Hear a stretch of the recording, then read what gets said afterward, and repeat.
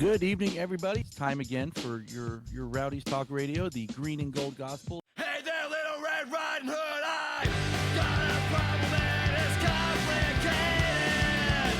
Going through changes and I just can't ignore the signs. Hear them now and it's so loud it hurts. Hear me growl and hear me howl when the full moon is out.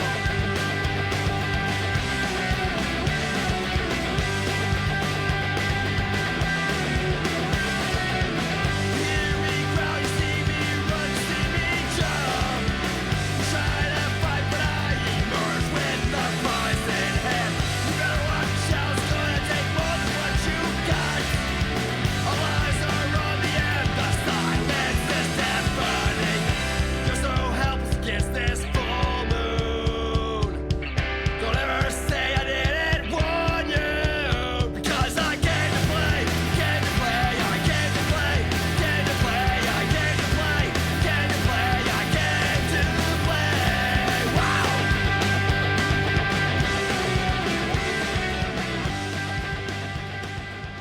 Rowdies fans, welcome to the unused substitute. Sorry, couldn't even keep that going for the whole intro. Hello, Rowdies fans. Welcome to the Unused Substitutes, your weekly dose of the Green and Gold Gospel. I am one of your hosts, Dan. I am joined with the Danny DeVito lookalike, Ben Wilcox. Short, No, it's not even. No. short, stocky, almost bald. You know, it works. All right. Well, you got me on all three. I mean, damn. I was like, there's no way you can make this one work. Wrong. All right. Dagger to the heart. Okay. Yeah. Hey. Well, gosh, as always, good to see you. Starting off with fire here. Golly. So glad you made it back. You miss this when I'm not here. You miss it. I do. I mean, as much as I think it's clear everyone does not enjoy listening to me, just me talk to myself. Yeah. No, it is nice to have you back. So, how the heck you been, Dan? I mean, we've had ourselves a pretty exciting 8 days. Well, we'll say 8 days of soccer to talk. Oh, not really talk about. I already covered 2. But I mean, a lot's happened. I mean, good Lord. I mean, this team is like completely different now. It's like it's fun, But like really fun to watch. yes, I will say that. I mean, I'm doing well. Everything's, life is life. New York's New York. I get to wander 10 minutes down the road on a walk and just sit on the coast there at the pier and stare at the Statue of Liberty, One World Trade Center, the Empire State Building, the Brooklyn Bridge, all in just like one little panoramic. So, I can't complain here. It's good. But yeah, there's been a lot of soccer since I've been here, but you covered 2 of those games, which were all over the place. And now we have this one, which is, I don't know, man. I mean, look, can we just say that as a whole, like this team is fun. Like I mentioned on the last pod, like how one of the things that I called out to the team was just like, fight, just fight and show that there's a reason for us to be there and there's a reason for us to be excited and to be excited for, what's going forward into next season, or at least be excited about going into the off season. And I mean, look, in the last 3 games, we've seen that. I mean, yeah, would we rather be walking with 9 points in 3 games? Yeah, we definitely would. But wow, I mean, something clicked with this team. Something has definitely clicked. 2 words, Paul Marie. Yes. But I mean, but it's not even just Paul Marie. I mean, you just look at the team, they have an identity. And I mean, you're seeing people fall into place. Now, yes, Paul Marie and some of the new additions definitely have an effect on that for sure. Amazing. You bring in talent and it produces. Wow. But I mean, even Paul Marie's play, Manu's looking like a whole new player. Passius is starting to play more defense, which is crazy. And I mean, on that counter press, he's creating more turnovers, which is what I've been asking for from him. I mean, just as a whole, the team looks confident and it's just exciting, man. I mean, talk about what you've been seeing. So, I mean, everyone knows what I feel. So, I mean, we're going to do this in reverse because obviously Paul Marie, like player of the month or whatever, and Manu getting team of the week, which let's not forget, let's take accountability. We had Manu dead for rights most of the season on this show. We did say he seemed to transition more to a playmaker, but the addition of an actual playmaker has unlocked Manu's goal scoring again, and at a clutch time, to be honest. Like, we needed more goals than just Passius, and like Arteaga has finally found his scoring boots. And obviously, like, There's some annoying things like not being able to close out a game like we saw this past weekend. But you're right. I think we can see what Casiato wants to do, his vision, and he has quickly made it happen, considering like we've had 3 different seasons, right? Like, we had we had preseason and Robbie Nielsen. Then we had Steve Coleman preseason and just getting his legs under him and then Dom came in and changed this whole squad. Like this squad is basically a different squad than, what feels like eons ago. Like Neil Collins now feels like the Stu Campbell era in the timeline. But like this has only been 1 year. Yeah. So I'm really excited, and I know he's the hot hand right now, but I know Paul Marie is on loan, but that's a move you would love to see to make permanent or extend the loan for another year, because he seems like a key piece. And obviously I don't know the entire world's second division soccer landscape to figure out who could replace Paul Marie in the offseason. But like, we now know what the type of players Casiato wants and what he's looking for and what he needs, which is really cool, because like a lot of times the coach gets fired to get hired in the offseason. You're not quite sure what the roster build's going to be, and we can actually see it here and what he wants to do. Forrest Lasso came back. Probably not the most Lasso game he's had, but it was solid. The defense is what needs a little work. I think they have. I don't know if it's the defense. Does he not bring? Go ahead. I was going to say with Lasso, just real quick, I want to pop in there. Do you not feel like he brings just a certain calmness, though? Oh, yeah. Oh, God. With the way, like, it feels less chaotic, right? Yeah. I think what we're missing. And I don't know what time he has left, but he is playing very well, all things considered. I mean, he's battled injuries all year and coming off the, ACL tear and then fracturing bones. And it's been a rough year for him physically. I would love for him to have one more full year healthy and organizing this back line, and we get like an actual 6 in front of him, because I think that's what's lacking is, we don't have the coverage. Also an actual right wing back. Like, I think coverage there is not working. It's just really one of those things that like we're missing 1 or 2 pieces on the back end that is really holding this team back, and that'll be addressed. I mean, I think Aaron Guillen's still got 2-3 years if he wants to stay here. I hope he does. Like, I want that man to spend 2 more years here, retire. Guillen Island will give him a nice. I'm going to put this out there: if the Rowdies are planning on letting Aaron Guillen go in the offseason, give me the heads up now so I can fly down for his last home game.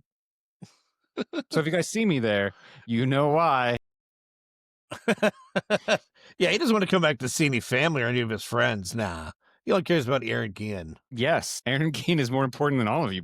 What the hell? I mean, I'll see you guys too. I would see you too. You guys would be at the game, but I'm not going to fly down special for you. I'm never going to fly special for you guys. Twist that one in a little deeper. You know how it is. No, I get it, man.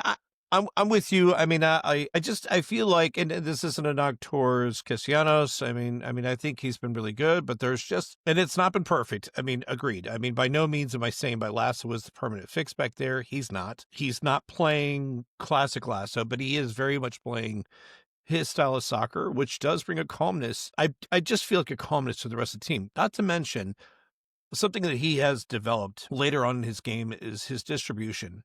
He talked about it in his postgame. Something that Casiato is working with them is about finding your playmakers in front of you as a defensive unit, whether it be a 3 or a 5 in the back. Finding your playmakers like the new guy we just picked, Alex Mendez, or finding Luis Diaz, or finding Paul Marie, or finding the guys that can really distribute the ball and be creative and create problems. Forrest Lasso's he's just better at it in that role. And even though we lack some things defensively, I've been really enjoying him back there. Look, I'm with you on Guillen. I love Guillen to death. He's absolutely wonderful, but he is showing signs of. Now, I don't know if it's him trying to make up for, if it's a lack of coverage, like you said, having a 6 or someone on top, the lack of rotation they have, or not having the right back. I mean, it could be any number of things, right? I would not say that this has been Aaron Guillen's best year. Hasn't been Aaron Guillen's best 1 or 2 years.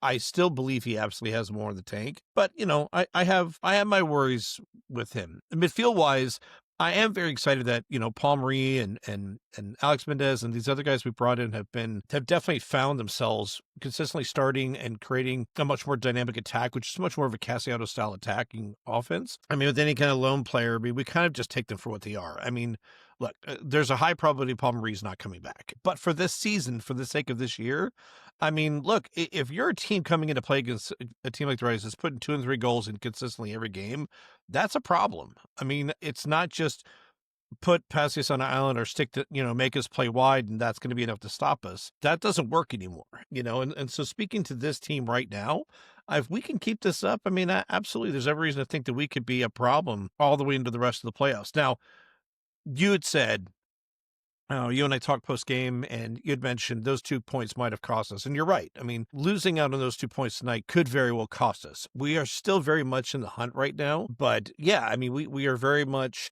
again, in a 3-game stretch. Damn, I mean, I'd be lying if I said 7 points instead of 5 points wouldn't sound a whole lot better, because we'd be sitting a whole lot, prettier. But, it is what it is. But do you want to kind of talk about it half by half? I mean, or do you want to just kind of go about it? 2 things while I keep the conversation going. I think like with Guillen, Lasso, and everything, when we had Scarlett, he was part of it. He was able to get back and clear. But I also think we had like a defensive midfielder that knew that Forrest likes to step and continued to track back to get behind him. I do think, Aaron's 30 now, or early 30s. He's losing a step, and speed was one of his like biggest tools. So I think, maybe he sits back and addresses that he might have lost half a step, stay at home a little bit more, change his game, he'll be fine. But yeah, those 2 points, I think, drop it. Let's now to transfer back to, this match where we are.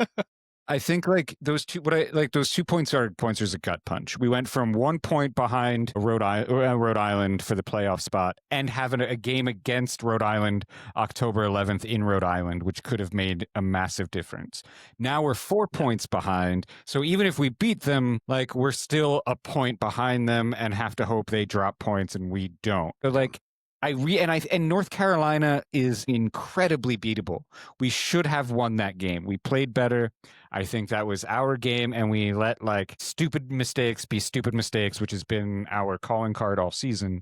Like the first half, they scored early, and I was just like, okay, fine, that's not a big deal. Like, yeah, that wasn't worrisome at all, was it? No, it was early enough, and this team doesn't score first. Like they just don't, they need that wake up goal by the opponent or something. I don't know. But so I was like, we'll be fine. And sure enough, like it took a little longer than I hoped and expected, but it happened. But that first half, I even felt like that goal we conceded was against the run of play. Like I didn't expect, even though it was early, I really thought we came out strong, and then we continued strong after. So it, like, one of the key things that Cassiano has been able to do is reestablish our mindset and the mentality. So like I can't complain with much that I saw. Obviously, conceding early goals and like the leaking that our defense has been doing all year needs to be addressed, but we're almost at the end of the season. I'd be shocked if things change now. Yeah, surely they can't be bringing anybody else in now. Surely, yeah, I do believe the right? deadline is passed, but who knows in these leagues? Like, I never know when the deadline is. Because I'm just like, every time I've said it, I mean, another guy drops in, like, oh, he was signed before the window closed. It's like, okay, cool. But yeah, I'm with you. Like, they scored that first goal, and I mean, if you notice on both of their goals, the ball deflected in such an advantageous way for them that it was, I mean, because the first one, it plays on to Conway, who just has to tuck it underneath the goalkeeper to get in. And then on the second one, I mean, Anderson's goal, I wish we weren't pushing so hard towards, like, why couldn't we clear the ball for that? Whatever. However he got it behind us, that touch he puts on the ball that just barely bounces over the keeper's leg, Hamid's leg. Like, I mean, like you said, though, why were we pushing so hard? We didn't need another goal. I mean, it's not so much that I feel like we were pushing hard on that second goal. We had a bit of a high line, but the ball was moving in that direction. And honestly, all North Carolina has is 2 speedy guys up top, and that's mainly Conway and either Anderson, who comes off the bench, or whoever, and they send them over top. They play counterattack soccer. That is all they do. That's why, I mean, if you remember, the first goal against us in North Carolina was just like that. Was Alex heading the ball, or Luis Alvarez heading the ball back over Castellanos, and then Conway just ran away with the ball because nobody could catch him. I mean, But North Carolina is predictable, and I think as a whole, we held them very well. Yeah, I just don't know. I mean, just that second goal was just, I don't know, man. Why, like, the touch was very lucky. I mean, if anything, Hamid, take him out. I mean, just wipe that dude out. like, why, again, you know what they do. You know what they have. Don't everybody go up so far. Just control it at midfield. We had the game. It was the dying moments of the game. Just have a little kickabout and play keep away on the left or right hand wing. Just create a couple triangles and just kill some time and maybe move that to the corner. Like, I don't we just late game mental mistakes have killed us all season, and I think that was one of them, like situational awareness. But it is what it is. There's still hope, not really on my end, but there's still hope if you want it. I think so. Look, we got a very tough game coming up. I mean, and not to jump too far ahead, but I mean, we've got a tough game coming up against Loudon. That's not going to be easy, but I mean, look, we'll talk about that at the end. They're in third. We'll talk about that at the end. All right. But I mean, my whole thing is like, while we still have a tough road ahead, I still think, I mean, not just mathematically, I think the team playing the way they are, Cassiano talked about it in the post game. He was like, we want to be more aggressive, offensively and defensively. Now, that some of that involves being smart with the ball when you have the ball and when you're off the ball. But he's preaching being more aggressive. I mean, we saw that. I mean, how many corner kicks did we had? It was like, what, 8 corner kicks in a row, it felt like? I mean, why didn't we score? Mean, it's annoying that. I know it's annoying that none of them went in. I was frustrated by that too. But I mean, if you look, I mean, we held at the pressure. I mean, look back to the Birmingham game. I mean, we owned the pressure of that game. I mean, we played practically Birmingham's half, the entire second half. I mean, it almost to the point where it's no wonder most of those guys got to start this game and really didn't have a whole lot of running around to do. It's tough when you're telling your team to just play aggressive, to go all in. Sometimes to switch that off and just be smarter defensively. And I mean, it's just like when you play a certain way, sometimes it bites you. And I agree. It's like, I wish that we would have just been smarter about what we did defensively, but I don't know, man. I still have a lot of excitement for the team. At the very least, say we are done. All right. Say the season's over. Say we're mathematically out. If the team plays like this though, and this is what we can expect from Dominic Cassiano team, I'm very excited about the direction we're headed because this is fun to watch. I mean, it's frustrating. I saw people in the comment section post game just freaking out. Like, and I get it. I mean, to give up a goal in the very last minute of the game, it's an absolute gut punch. But at the same time, Christ, man, 4 weeks ago, you were crying because we looked like we didn't know how to play the game. Ben, some of y'all are never going to be happy. Stop going into the comment section. It is a sewer. No. I refuse. That one of them was Stephen Cundiff, so no. Well, also a sewer of a person. Stephen, I didn't say that. That was me, buddy. But like, okay, I will grant you as our resident optimist that whatever happens between now and the end of the season, regular season, I am actually looking forward to next year.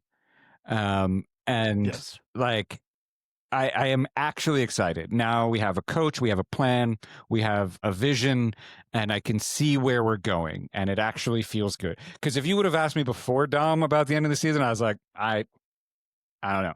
I mean, yeah, we can dive into granular details, which we probably should later at the end of the year. We'll get into it about how much hope should we have with the new owners, but like, I don't want to do that tonight. Mood is good. I want to keep it that way. Like, I am excited for what the future seems to be for this Rowdies club with Dominic Cassiano as our head coach.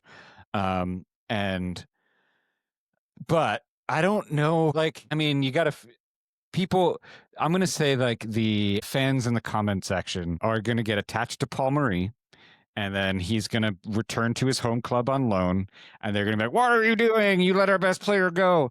And it's going to be like, okay, I get it. I will literally fight, Macron from France, like the Prime Minister of France, for Paul Marie. If that's what it takes. He's here in the city for UN week. I will take him on. So, like I want him here, but it's a loan deal. Like nothing we can do. But that's the caliber. I think the Paul Marie, let me rewind a little bit. the Paul Marie coming here, even on loan, shows the caliber of players that this club can still bring. Even when we're at our worst, we can still get a Paul Marie here. And that says something for Dominic Cassiato. That says something for this Rowdy, the front office. That says something about the Rowdies brand in the soccer community. So there's so many hopeful things going into this offseason that we should be happy. I mean, yes, I think everybody has already resigned themselves to the fact that this season was not the season we hoped, probably about 4 coaches ago. But so I think we're good. Yeah. So you're right. I think there is optimism, there is brightness, and I've been yelled at that the one thing we have to look forward to, however many games left, is Aaron Guillen's thigh hand. Nobody knows what I'm talking about, probably. So all season, Aaron Guillen, and you look at the lineup photos, has put his hand on the neighboring player's thigh. And then one game he didn't. And then we lost. I mean, we lost most of the year. But then he put it on his hand on Paul Marie's thigh. Paul Marie put his hand on Aaron Guillen's thigh, and then Paul Marie put his other hand on, I don't remember whose thigh, and then we started winning. Paul Marie scored twice with 2 thigh hands. So there's a theory here that my wife has promulgated. And 2 assists. Yes, and 2 assists. So double the thigh hand, double the pleasure, I guess, which is probably the worst way to phrase that. It's working for the end of the season, and we're rallying around thigh hand. So if... You know what? Yeah. Okay, fine. I keep seeing you and Casey both post about this, and I'm just like, you know what? Okay.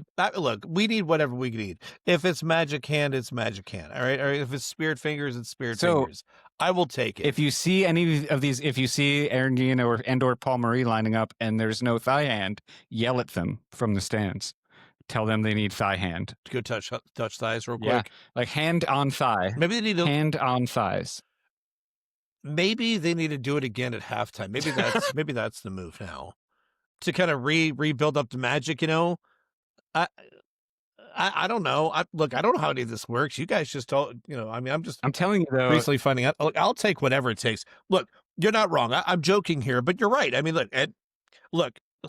Soccer's a game of superstitions have been around the game of soccer forever, and call it whatever. You're right. I mean, look, could it just be whatever, and it's just a matter of circumstance? Yeah, maybe. But hey, if that's what these guys are doing and it's really working, more power to them. I hope they keep doing it. I hope the whole damn team does it. I want everyone. The front line on the lineup photo should be grabbing each other's thighs.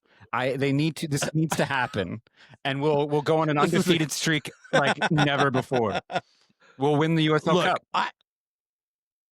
Dude, I'm so in, because you know who we would get first game is Louisville. God, that would be so damn sweet. If we squeak into the first round, I will fly down. I'll fly to Louisville and demand. I will get on the field and put each hand on each thigh to make it happen. They can kick me out of the whatever family stadium, but I will be there placing hands on thighs. Wait, you know Aaron's wife. Well, your wife knows Aaron's wife. Just tell her to tell Aaron. I mean, just be like, hey, look, I see it. You know I see it. This all started. And just be like, a whole front line. So, bam. This all started because Casey messaged Mrs. Guillen, that and asking why she didn't, or why Aaron didn't put his, or why he started doing it. And Aaron's like, I don't know what you're talking about.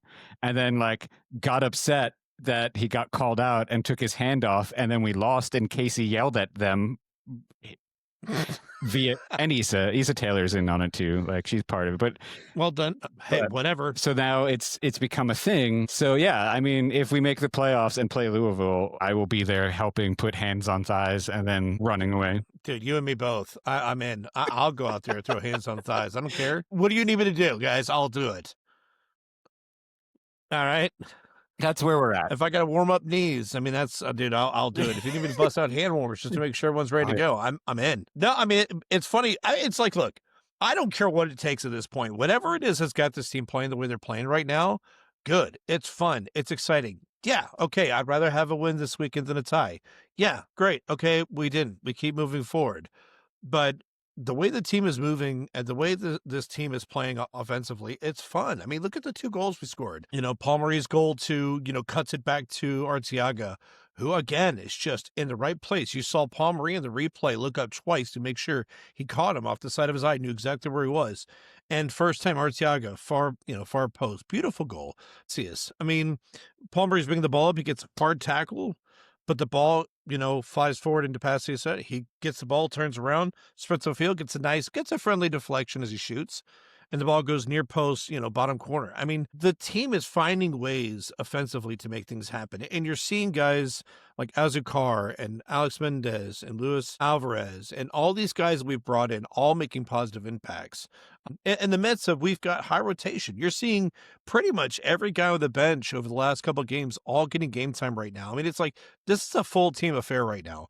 Bodily is still playing absolutely phenomenal soccer right now. I mean, that guy, I don't care. Look, you can die on Guian Island. I'm going to die on Bodily still. This guy, I don't care what we have to do to lock him up for another season. Lock him into another season. He is so good, and he has been so dangerous on that left-hand side. He owns the left-hand side of the field. I want to see him back. I don't care what you have to do. Front office, Coach Casiato, please, for the love of God, lock this guy up. But yeah, I mean, it's just, look, I like what we're doing, and it's not just getting goals in one way. We are opening up attacks. We're opening up pass. We are utilizing the wings that they give us, but still being dangerous. It's just, this is fun. Like, I mean, God, I think about where we started this year. It was just like, it was miserable. We were like, do we really got to make a podcast about this again? Like, how are we going to talk about how, we suck. Yep. First 15 minutes sucked. Halftime still sucking. It's like, it was awful, man. Like, I didn't know what to say. Half the time we jump on here, I don't know what to say. You're like, I don't know.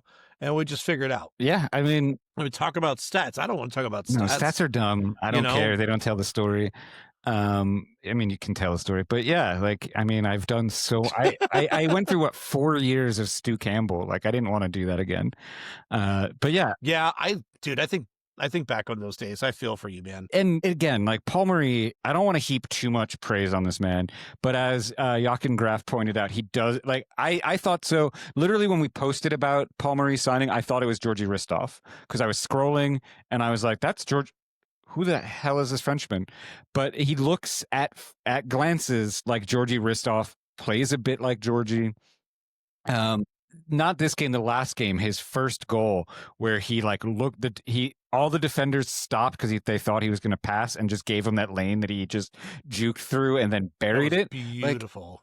Like, good. I mean, he's just added that wild card dynamic. And can you imagine with Paul Marie, Leo Fernandez, and Lewis Hilton as like a midfield trio, what we could do? Like Blake Bodley on the left, if we got Wazi back on the right, just think of what this team could have done if it was healthy and where we could have and had Paul Marie from the beginning. Like, this team is dangerous, and we don't need to keep Paul Marie, as we've said 100 times already tonight. We just need a player of that caliber with that, and just bring him back, get somebody like that into this midfield, and keep or replace some of these pieces with or slight improvements, hopefully, or major improvements. I mean, Blake needs to stay. You're right. I think our left side is locked, like of Aaron Guillen and Blake Bodley. Yeah. Like, agreed. I don't mind, like, obviously, like, we have Alvarez is staying. What's his name that we just signed is going to be here. Azucar? Yeah, Sugar Daddy can stay. Hey, look, Azucar's been really good on the right-hand side. No, I mean, I will say Moon playing at his best, I think, was a little more effective in that role. But Azucar has been absolutely locked down over there in Moon's. And of course, the new kid, Alex Mendez. Yes, him. He did he really like him. He just started I need more. I need to see more. I should say, not that I need more from him. I need to see more. But yeah, like Azucar he had a hell of a game against North Carolina. I think a lot of the ball moved through him, and that was great. Him and Paul Marie work well together, so that is good. His nickname in this house is Sugar Daddy because like sugar in Spanish is Azucar. Is that it? Or Sucar? Yes. Yeah. So we just kind of we just changed it to. You got to roll the R there. I don't do that. I'm an Italian Jew. We don't. You're getting this. You get some of this. You're not getting rolled on.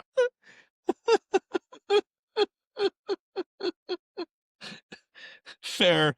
You got me on that one. God, that was a very Dan moment, and I am here for it.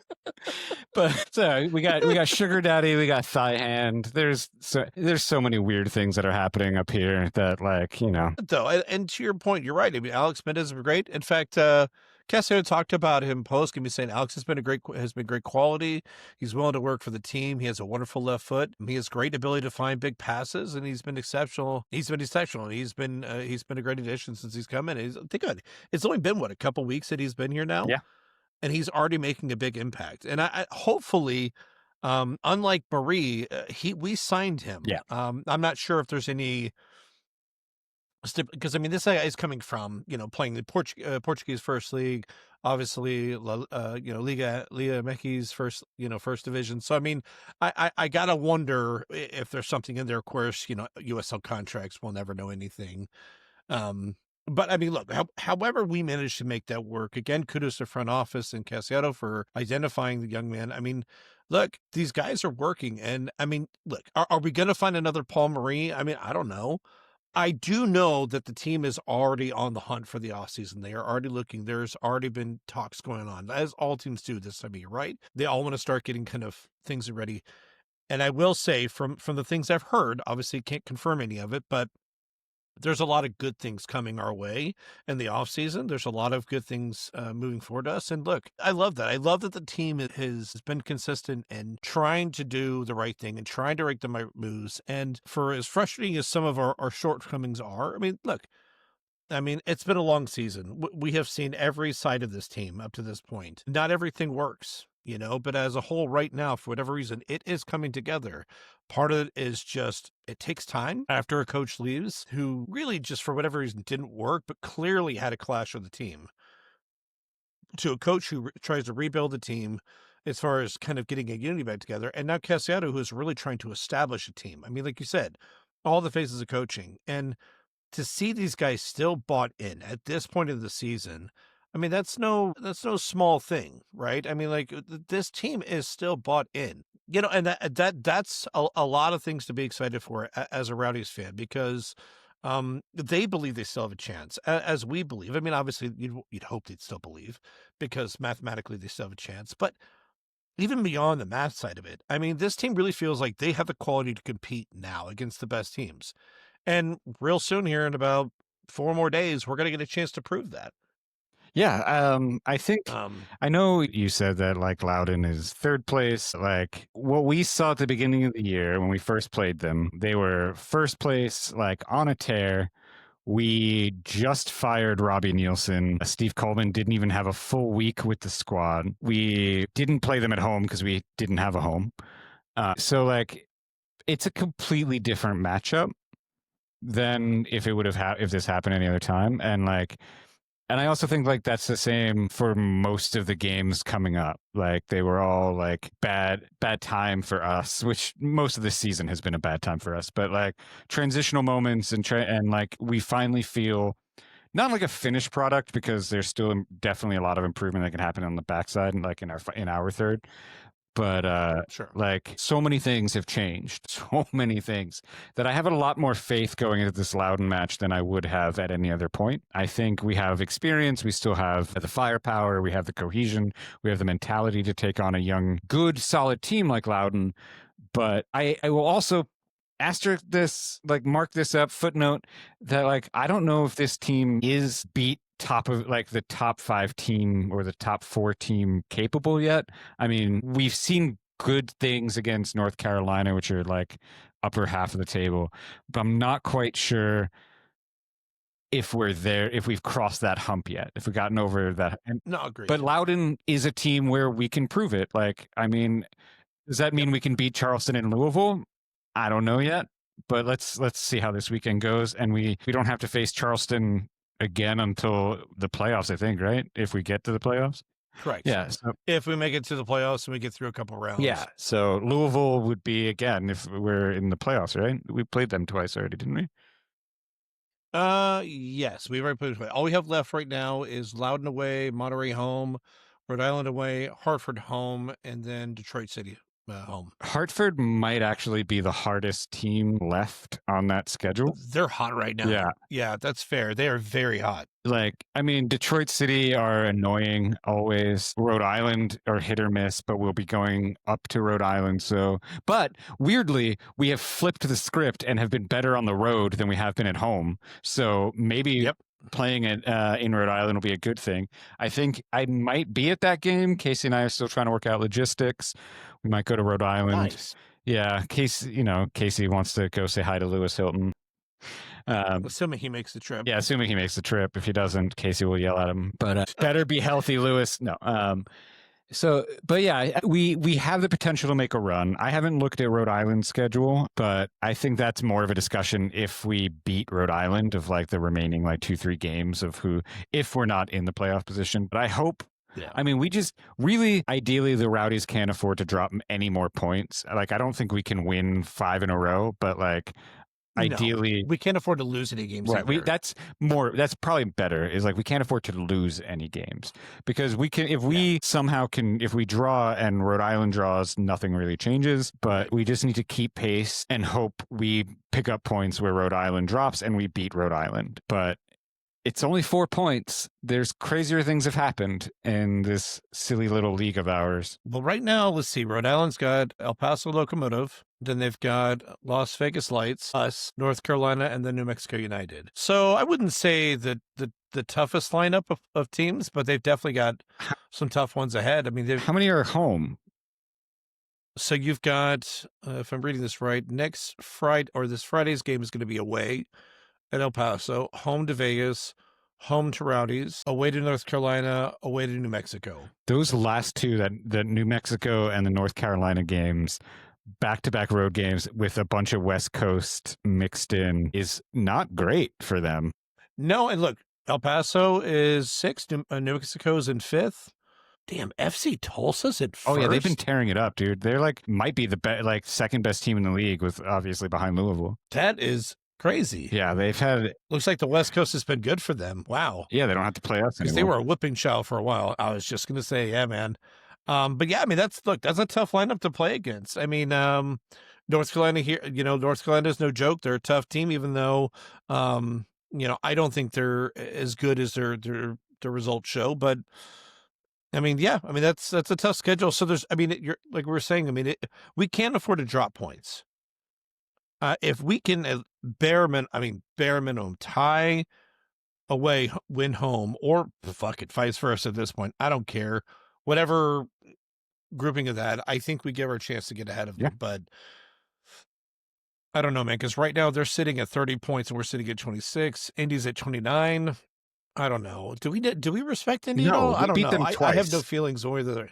If we I don't. Yeah, I was gonna say if we can, I don't have any thoughts on the one way or the other. I think the tiebreaker is like the head-to-head matchup. So at best, we need to finish, or at worst, we can finish level on points with Indy above everybody, like above Rhode Island, and we'll get the spot over Indy. So it's not goal differential anymore. I don't think. I think it's head-to-head matchup. So we hold a tiebreaker with Indy. So they're irrelevant to me as long as they don't beat us straight out on points. But I would rather just pick up these 4 points, leapfrog Rhode Island, and hope Indy's just not a consistent team. Not that we are, but Indy's just right. I mean, the bottom 4 are all the same at this point. But I think we're pulling it together while Indy has been stagnant, and obviously Birmingham's bad because they're from Alabama. I hate them, and Rhode Island has been inconsistent as well, even though they're in that playoff spot. So we still have a chance.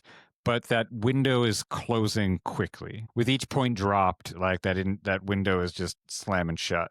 So we just need to keep winning, and it's going to be mentally taxing because you're going to fly into the playoffs hopefully, and then you have to take Louisville, and then it's 4 or 5 more games that you have to win off the on the bounce right after that too. So it's going to be a rough ride.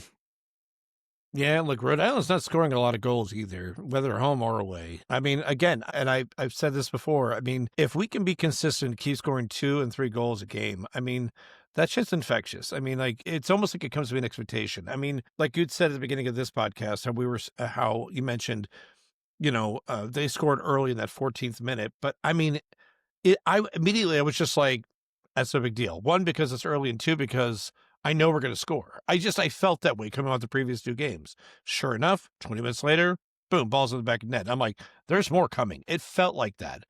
This team, one of the biggest changes right now is that it just feels like it's not a matter of when, it's a matter, or not a matter of if, it's a matter of when. It's coming. They're going to score. Like, you're not going to stop them. Now, the question is, are you going to be able to catch us on a lapse or a mental breakdown? And if you can, you've got a good chance, because they had a couple and they didn't capitalize on them. They had a couple chances that Bill Hamid came up with a huge save, right? And that's something that's part of the reason you bring in a Bill Hamid, is for in those moments when you have lapses. I mean, traditionally, we've always had keepers that make those saves in those moments that bail us out. That's what they're there for. Like, that's the purpose of the goalie. But definitely when you bring in a Bill Hamid, that's what you expect from him. Well, I don't think he's been perfect since he's come in. I definitely feel like he is been worth bringing him in. I don't know. He's been miles ahead of what Bondre was, or my boy Campisi, whatever. Peace out, Campisi. He's sitting at the bottom with all of his other Argentinian friends with Miami. That sucks for him. But he has been better, right? Like, I think he has been a step up. Not a huge step that I would have wanted, but that could change too, right? I mean, I don't know, man. I like the direction we're headed. And I mean, if we continue to play this way, we continue to push and get a little bit better, just get a little bit better every single week. I mean, there's no telling. And again, we've said it before, just get to the dance, man. Just get to the playoffs. Anything can happen when you're in the playoffs. That's the magic of the playoffs. But the window, we're starting to squeak. Like, oh yeah, the space to slide in is get into the dance. Like, the selection, the people who are going to ask you to the dance is getting slim pickings. Like, it's getting late. Like, beer goggles are setting in at this point. Story of my life. Yeah, like, so you should be used to it. But you know what the team feels like right now? Like early Jurgen Klopp Liverpool, where we didn't have Virgil van Dijk yet, and it was just score 4 or 5 goals and hope they only get 3 and like just go. And that's kind of what kind of where we're at. I do have a little bit more faith in this defense in USL than, which I don't know, because like Lasso can do it, Castellanos can do it, Guillen can do it, Van Kizil has been fantastic. Like, he's filled in quite nicely. But we just need a solid defensive holding midfielder in front of them that, like, like Doherty. And who else did play? Hilton does it, but if you go back and watch the Neil Collins era, you would notice far step, and either Doherty or Hilton or whoever else was playing that holding mid, it's escaping. They would just slide into the back with behind him or next to him, Lasso to cover and add that extra defender. Or it was somebody somebody on the wing that would fill in. And we're just lacking that. Like, there's either communication or just out of position or lack of awareness. I don't know. But it's something, which is why I think leading to this defense getting exposed more often than not. But we can keep hashing on that. I do think you're right. I think we are improving. I think we can say, getting better and better every game, but we don't have runway left. I'm so torn because I am optimistic. I'm happy. I am enjoying watching Rowdies football again, but I don't know, I don't know what the end game is. I'm running out of hope for the postseason, but we'll see. At this point, just take it one game at a time. Loudon is next up, and that's all we can do. And that's all that's in our control. And if we just win we just do what's in front of us, we'll be fine. Yeah, I mean, look, and a couple good signs. I saw, Ollie and Lewis out there pre-game doing the running around. They were warming up. Typically the guys that are rehabbing coming back, but they're good. Wazzy's out there doing full field sprints. Now, obviously, still a long way to go to get healthy. I haven't seen Moon back. I hope it's not too bad. I know he's kind of got a history of injuries, but if we can get these guys back and just keep that bench a little bit deeper, I'm not saying the guys that are on the bench right now are not good. But I would if we can get a couple of those high caliber guys back and on the bench, I mean, look, the sky's the limit, man. And, I mean, look, this thing could crash out horribly, or it could go absolutely amazing. But look, I'm excited for the ride that's ahead of us. I mean, if we continue to play the way we're playing right now, it's going to be exciting football to watch. And I mean, at this point, that's all we can ask for, right? I mean, you're right. The window is super narrow right now. We are on a razor's edge. Dropping any points at this stage of the game with 5 games left really almost feels like a door shutting on us. But look, I mean, who knows? Any other team can mess up, and that's the magic of being in those bottom 5 spots, really, because that's any one of those 5 teams could go in. There's a reason they're at the bottom of the table, right? And they're all bunched together so tightly because none of them are being consistent. So it's the one team that can kind of get their act together long enough to get themselves in that's going to get the chance. And there's every reason to believe that we could be that team, but I don't know. I'm excited either way. I would just say that, I mean, USL Team of the Week, Manuel Arteaga gets the call up. I think he's been playing really good football lately. And good for him, man. A guy that, Dan's right. We kind of wrote the guy off, right? And look, I mean, understandably so. I think we all kind of felt the same way. Manu just does not look great. And then you get Paul Marie, who is the player of the week. At that point, you're talking 2 goals, 2 assists, but really the impact he's had on our attack is just truly immeasurable. What he's been to this team so far has been nothing short of amazing. So coming up, we've got temporary Rowdies at Loudoun. That's going to be a tough one. Man, it's a 5:00 game. Oh, God, that's brutal. What is with these earlier games? Like, why do they do this to us? No, 5:00 is perfect. Why? Did you see the game against Loudoun? I can live my life. I don't have to spend my... No, this is why you don't set schedules.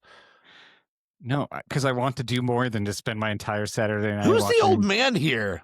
I want to go out. I want to do things. I I'm want to going to get in the comfort of my... I can eat dinner, watch the Rowdies, and then game. Go live in New York City. I don't have to spend my night waiting for soccer to happen. That's even worse of an argument. New York City goes all night long. It's just like, I mean, come on now. But why start at 10? I think we've proven it when we went out. You could be out till... That's true. My God. Who's the old man here? Like, Christ almighty. The 12:30 Most of your friends are all 10 years, 15 years younger than you up there, so I don't want to hear from you. That's true. I mean, that's what happens when you... I mean, it's not them getting tired, it's you getting tired. Casey is the one that usually wants to go home long before I do, because she has to go to bed.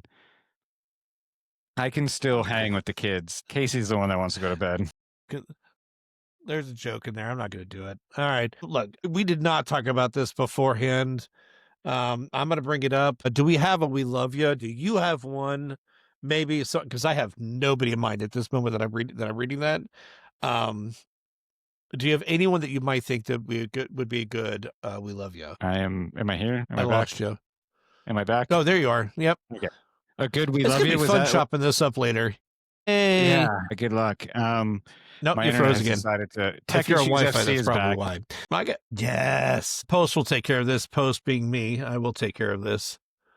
Do you have any We Love Yous? I will have to give Aaron Guillen's thigh hand a nice We Love You. I love it. You know what? I like that. I wish I was half as creative because I got nothing like that. I am going to give it to Manuel Arteaga. I think Manu, for the way that he's playing right now, I'm going to give it to the big guy up top. I think he has been absolutely fantastic the last couple games, and I love the way that he is working and just adding an extra layer to our attack right now. It's been phenomenal to watch, and good for him, man. Love you, Manu. Congratulations, my friend. Congratulations on your USL Team of the Week. It was well-deserved. We'll keep rocking and rolling. So on that note, I don't have a whole lot left, guys. Loudoun's going to be a fun one.